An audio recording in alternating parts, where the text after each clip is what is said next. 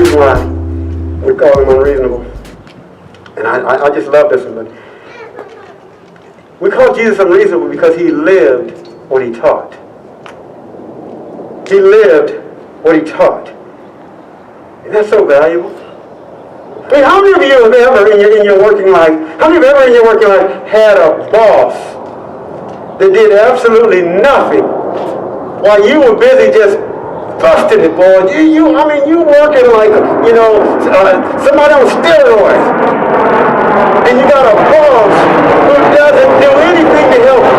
You got a boss who shows up late every day and leaves early. You got a boss who puts everything on your desk, expects you to get it done so they can look good. They never lift a finger to help you get anything done. You ever had that in your working life? See, Jesus called them Pharisees. He had a word for it. He called them Pharisees.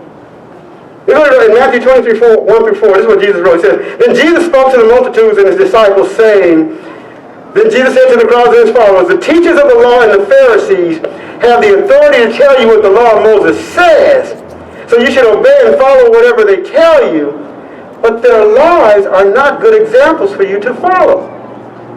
They tell you to do things, but they themselves don't do them. They make strict rules and try to force people to obey them, but they are unwilling to help those who struggle under the weight of their rules. Pharisees. I know Jesus may be asking us to do some difficult things. I know that. But see, think about this.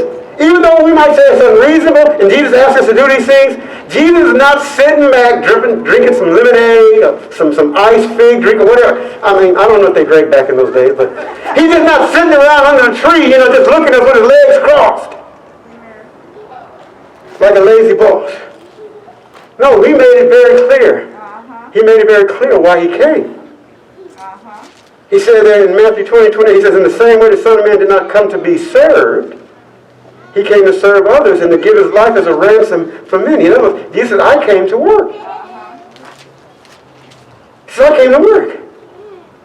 So Jesus asked me to be humble. He asked me to be humble, and he washed the feet of the man who would betray him.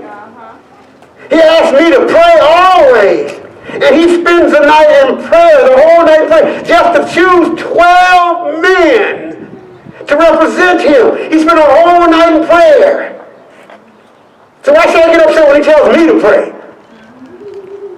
He asked me not to worry.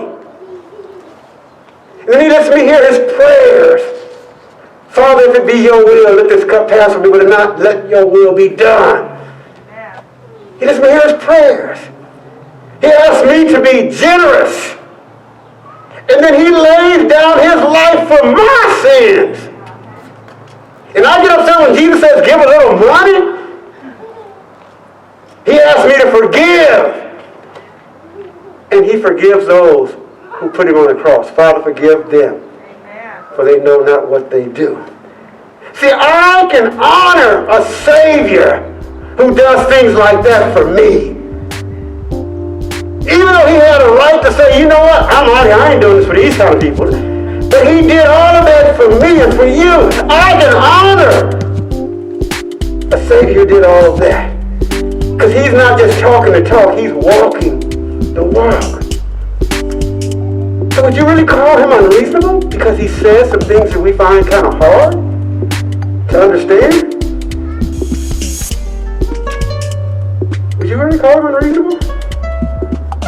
I don't think so. I think not.